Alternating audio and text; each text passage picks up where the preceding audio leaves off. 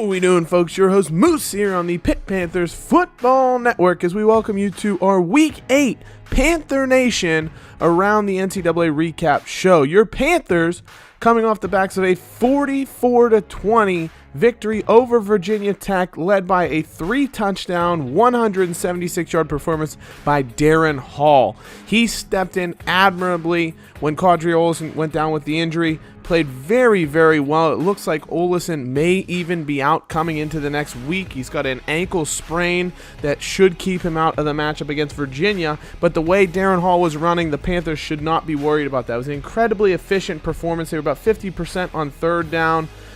10 for 15 passing from Kenny Pickett. Decent performance, 173 yards, so he was going for big yardage with those passes. Panthers ran 64 times for 341 yards. They outgained Virginia Tech on the ground by 354 yards because Virginia Tech had negative passing yardage. That's how well the Panthers did. It was a good, solid performance. Pickett, of course, had the one interception that he'll want to have back. It was a dangerous throw that he shouldn't have made, but otherwise, a very strong performance. He was efficient. He got a lot of yardage on the play. He ran for 76 yards as well, so a great performance from Pickett. Hall was fantastic. Olson, 19 carries for only 59 yards. Hall took over 176 yards, 6 yards a carry, 3 touchdowns. Just an unbelievable performance. And that's why it's so impressive that the Panthers have 2 senior running backs, because if one of them has a tough night, takes a night off, gets injured, the other one can step up and take over. And then the Panthers put to use some really good receivers. It was an unbelievable play. The probably pass of the game was Kenny Pickett's throw to Aaron Matthews on the play action. Unbelievable toss. Great catch from Matthews, right in stride, and takes it to the house. Maurice French, good number of yardage. Quadri Olson, of course, had that 49-yard gain as well. So the Panthers just really played a well-rounded effort. Defensively, they were solid. Of course, they gave up some passing yards late in the game as Virginia Tech tried to come back. But they held their ground. They only gave up a total of 20 points, even without forcing a turnover. They had 5 sacks led by Sean Wolfgang, the sophomore defensive end from Colorado, had 3 sacks. Keyshawn Camp and Ronnie Baker each had a sack of their own. Jay Bump made a field goal, or 3 field goals, Eric Fox had 1 punt down inside the 20. I mean, overall, it was an incredible game. Maurice French, 34 yards per kick return. You really can't say anything negative about that Panthers performance other than, it's not ideal to lose Quadri Olson to injury. He's likely to miss the Virginia game, and then the week following that, the Panthers have a date in South Bend with number 1 Notre Dame. They'll like to have Olson back by that game if possible because, of course, that is going to be a huge matchup. The Panthers are going to need all their weapons available if they're going to have any hope of knocking off the number 1 undefeated Fighting Irish. So hopefully he'll be better by then. But otherwise, the Panthers played great. Pickett was solid, if unspectacular. Made a couple big plays when he had to. He was able to move the ball with his feet. And I mean, if you're the Panthers, if you're putting up 500-plus yards like they did today, 515 yards or whatever it might have been, that is a stellar performance for the offense, and you're going to win most games if you can do that. And when you win those games, you win the hearts and minds of your recruits as well. And the Panthers were able to secure a commitment, the 8th player to join their current recruiting class, and that was Joel Woods, the strong safety from Zanesville, Ohio. Didn't have a ton of interest from any real big schools. Indiana and Oklahoma State were the other 2 teams primarily interested in him. And he comes in decent overall, 69 overalls. We scout him here. We don't scout until after we sign the player. So unfortunately, he loses a couple overall points. He's not as good as we project him to be. But he's got decent speed. His zone coverage is his best attribute. Coverage-wise, which is what we want out of him. He's a good tackler. That's typically where we'll use our safeties, would be a lot of zone coverage and then helping out and run support and things like that. So good to see that he can factor into that. Now, around the ACC, the other matchups that took place, Louisville falls 31-28. Lamar Jackson only 2 touchdowns. He had a couple of interceptions and turnovers as well, and Boston College pulls the upset, knocks off number 8 Louisville. Virginia beats Georgia Tech 24-21, so big conference win for them, setting up a showdown with your Panthers. Clemson bounces back with a big win over Bowling Green 38-21. Wake Forest 44-14 over Duke. Miami blows out North Carolina 66-24. North Carolina looking really bad this year, 1-5 right now, and losing by for 40 points. And then NC State knocks off Florida State. Florida State falls to 4-3. They've lost 3 straight games now. Really struggling are the Seminoles. NC State conversely goes to 7-0. They may take over Florida State's spot in the rankings. Florida State currently 17. I could see NC State jumping up somewhere about that region. Texas blows out Texas Tech in a rivalry game. Not much of a rivalry in that matchup, 63-7. Tennessee escapes upset alert from South Carolina. Wisconsin blows out Michigan State. D'Antonio's squad really looking poor this year. Cincinnati goes to 6-1, knocking off USF. They might be the best group of 5 this season. Ohio State blows out Tulsa. Florida beats Army. Some easy games there. Penn State knocks off Maryland easily in a Big Ten game. Alabama dominant 34-0 over Arkansas. LSU escapes an upset in Mississippi against Ole Miss 31-28. Kansas State knocks off Oklahoma State 20-17, making them fall to 3-2. Clemson, like we saw, beats Bowling Green. Miami over North Carolina. Arkansas State blows out New Mexico State to go to 4-1, so they bounce back from their loss to Tennessee. Auburn over Texas A&M to keep their winning ways afloat. Washington stays among the ranks of the unbeaten with a tight 21-18 victory over Cal. Old Dominion 33-14 over Middle Tennessee State. Middle Tennessee State falls from unbeaten in that regard, so they're not going to make any push for BCS Bowl or college football playoff or anything like that. Oklahoma escapes Kansas 41-34. Notre Dame beats USC. USC was actually leading for the first 3 quarters of this game, but Deshaun Kaiser leads Notre Dame storming back to take the victory and knock USC back to 0-7, which is unbelievable. Georgia 17-14 over Vanderbilt.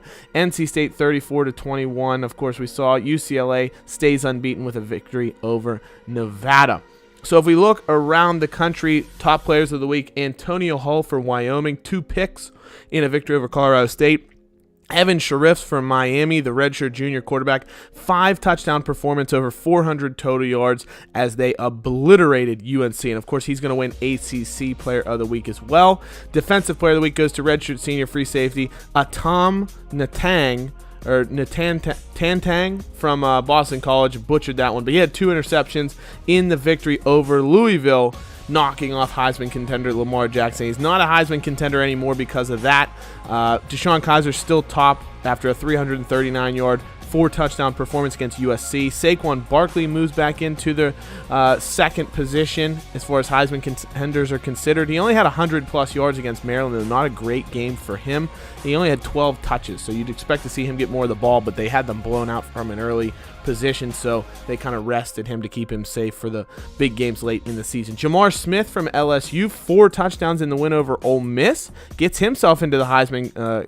He's got more rushing yards than passing yards almost as a quarterback, but he's got himself into Heisman consideration. Josh Rosen got injured early on in the matchup against Nevada. He's not hurt, so he should be good for the rest of the season, but he did miss a significant chunk of that game, and as such, it hurt his statistics and his Heisman consideration. And then the Cincinnati quarterback, Hayden Moore, redshirt senior, 2 touchdowns, 335 yards in a victory over USF. Who is this guy? Will be, kind of remains to be seen what the Alabama signal caller can do for the Bearcats as they try and move forward. But as we look at the polls, guys, I want to provide you guys with some news. So we have 6 unbeatens as it stands right now. I want to hear from you guys who you think the best 4 teams in the country are. The reason being, we will be implementing this season the college football playoff. And I know you go, well, how are we going to do that? The game doesn't have the playoff included. You're right. But those of you that know, I comment and post frequently on operationsports.com. It's a great sports website and sports gaming website and sports gaming forum.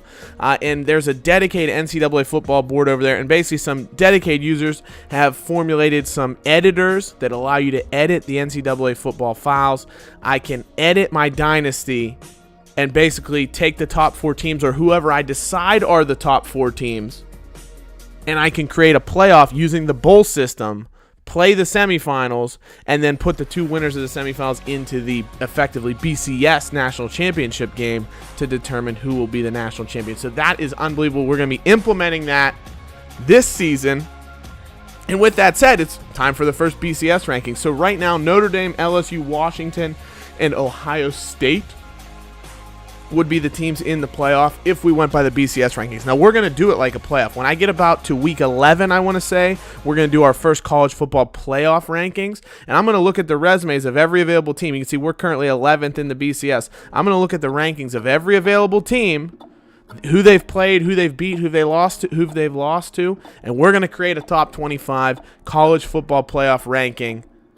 And then probably, I'd say week 14 or so, we'll make another one. And then after conference championship week, we will come up with our 4-team playoff as bowl season gets underway. So it's going to be unbelievable. There's so many teams in the mix. There's a lot of no-loss and one-loss teams. So really, this season could go any direction. With that in mind, we're going to show you what the ACC is looking like at this moment in time. Virginia Tech and Miami tied at the top. Pitt and Virginia just behind with one less conference game, but they do play each other this week, which means one of those teams is going to go to 3-1 and one's going to go to 2-2 and probably have their Coastal Division hopes smashed. So Panthers against Virginia is going to be a big matchup, but Virginia Tech, Miami, and Pitt all in the top 18 of the country, looking very, very solid. Louisville, of course, gets their first ACC loss to Boston College, and that puts NC State in the driver's seat. They still have to play Louisville, but they beat Florida State. They'll have Clemson coming up this coming week, so that's going to be a huge game to determine if the Tigers can get back in the conference title picture and maybe even the playoff. If Clemson wins out and only has 2 losses, depending on the way the rest of the country shakes out, they could be right in the playoff picture. So some big games this week to really shake up the conferences. Wisconsin versus Nebraska is a big one in the Big Ten. Texas A&M's looking to knock off LSU in Death Valley in a big SEC matchup. Miami takes on BYU. It's actually a non-conference game, but a fairly big one. BYU's been solid. They have a good team. It's in Utah, so in Provo. It'll be a tough matchup for Miami to go into. Oklahoma takes on Kansas State. Kyler Murray and the Sooners look fantastic this year. Unbelievable offense that they have, and their D's actually been solid as well. NC State, this is their real test. Of course, they've already beat Louisville, or not Louisville, excuse me, Florida State, so that was a big win. But taking on Clemson, the 2-time defending national champions, that's going to be the test for NC State. And the turnover battle will really be decided and determine who wins. You see NC State's unbelievable for turnovers. Big game for Washington. Florida State takes on Louisville. Whoever loses that game, you'd have to anticipate would be out of the ACC. Coastal Division or Atlantic Division title, you'd probably have to guess. An ACC on the slate, Georgia Tech and North Carolina in an ACC matchup. Syracuse takes on unbeaten Notre Dame the week before Pitt does.